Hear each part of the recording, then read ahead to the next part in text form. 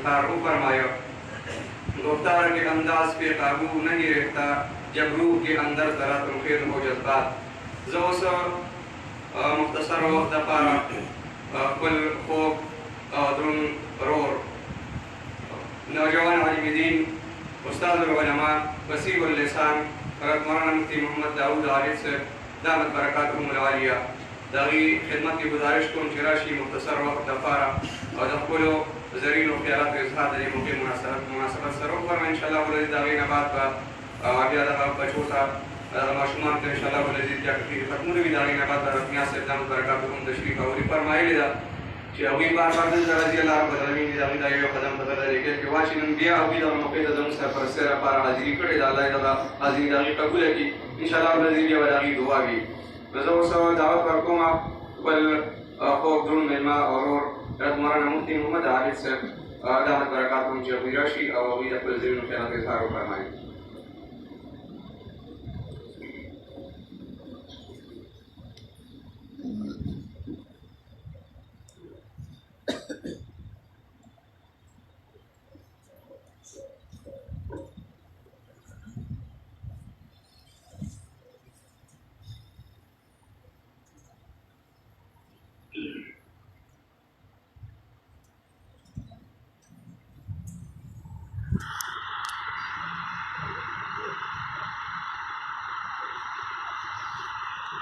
अल्हम्दुलिल्लाह नहमदुहु व नस्तईनुहुु व नस्तगफिरुहु व नु'मिनु बिही व नतवक्कलु अलैहि व नऊज़ु बिल्लाहि मिन शुरूरि अनफुसिना व मिन सय्यिआति अअमालिना मन यहदिहिल्लाहु फला मुदिल्ल लहु व मन युद्लिलहु फला हादिय लहु व नशहदु अन ला इलाहा इल्लल्लाह वहदहु ला शरीका लहु ونشهد أن سيدنا وسندنا وحبيبنا وشفيعنا ورحمتنا ومولانا محمدا عبده ورسوله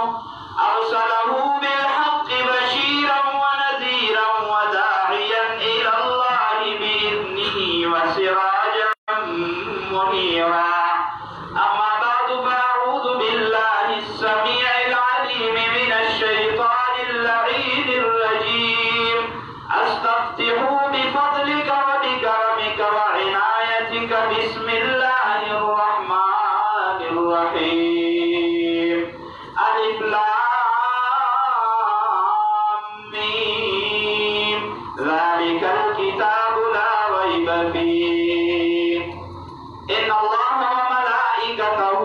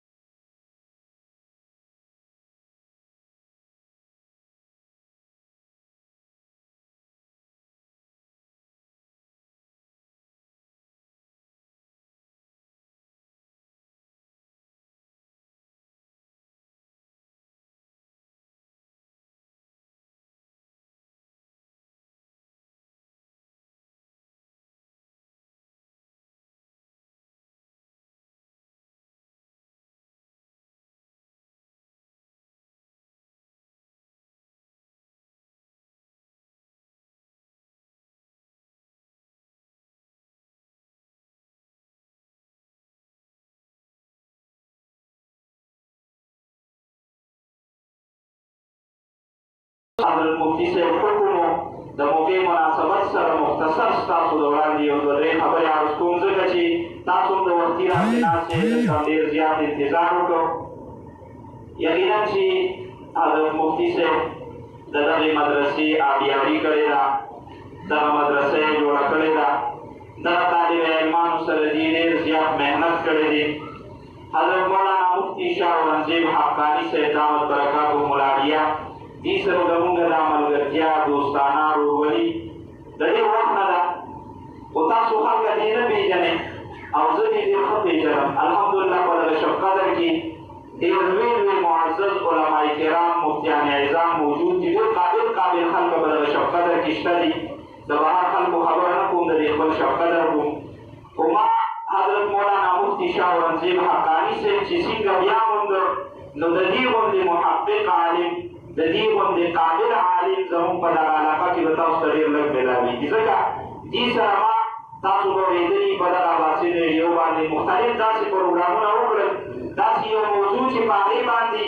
نورو خلکو ته پروګرام به مشکل و ما به حضرت مفتي صاحب ته ټلیفون وکړه په ډېره کلو سینه باندې به دې ما ته غاړه کېښوده هغه پروګرام په ډېر ښکلې طریقې سره دې ما سره برابر کړ نو رب العالمین دې د دې په عمر کې برکت واچي او د دې ډېره زیاته شکریا ادا کړو چې دومره ښکلی محفل یې جوړ کړی دی دومره معزز علماء کرام مفتیان اعظام زموږ مشران یې دلته راغوښتي دي او موږ غوندې کمزورو خلکو له هم دې دعوت ورکړ او د دغه پروګرام په رونق کې د دغه پروګرام په ښکلا کې د دغه پروګرام په برکت کې موږ هم د ځان سره شامل کړو رب العالمین دې د دې په عمر کې برکت واچي الله خوشحاله کړه زه ګورم زما د وړاندې دا ماشومان طالب علمان ناست دي ښکلې ښکلې بټکي والي دي ډېر زیات خوشحاله شو دا علماء کرام تشریف فرما دي زموږ علماء کرام هغه درس ته ډېره زیاته توجه ورکوي کوم چې د احادیثو د لوی احادیثو د کتابونو درس وي زموږ په علماو کې د ټولو نه قابل عالم هغه وي څوک چې د بخاري شریف درس کوي د ترمذي شریف درس کوي حالانکې اگر چې دغه درس ډېر زیات مشکل دی د دغې لارې شهسواران ډېر لږ میلاوېږي دغه کتابونه هر څوک نشي پړاولی خو د ټولو نه زیات بهترین بابرکت او د زیات فضیلت والا درس چې دی هغه د قرآن مجید درس دی نن دا ماشومان دې ته به چا ښودنه کړي د دې به څوک استاد وي په دې مدرسه کې په مخ د ځمکه د ټولو نه رب العالمین ته خوښ انسان هغه دی څوک چې د دې طالب علمان استاد دی رب العالمین ته د ټولو نه خوښ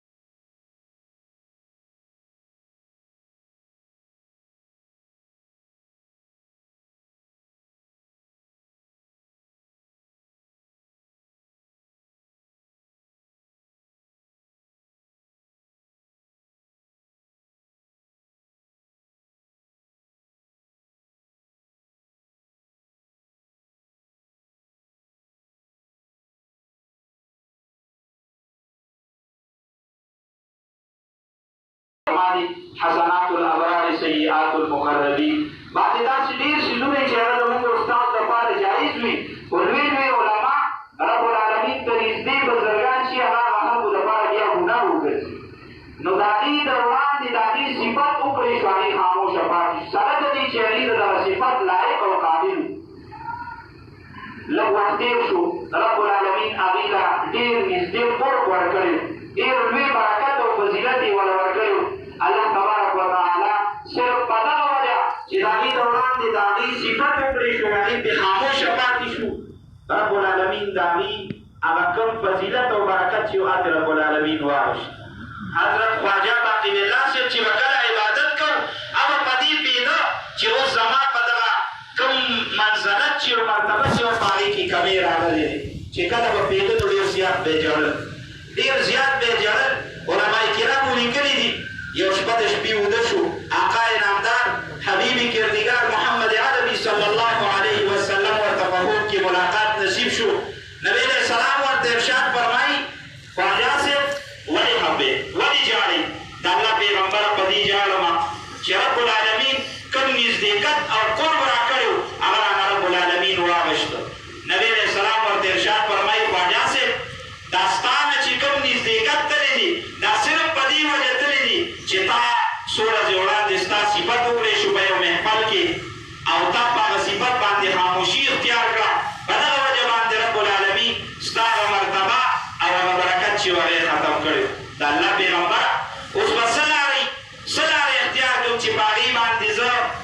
هغه برکت واپس حاصل کړم رب العالمین ته هغه نزدېکت واپس حاصل کړم نبی علیه السلام ورته په خوب کې ارشاد وفرمایه چې خواجه صاحب ته به لاړ شي ستاسو د کور په خوا کې چې کومه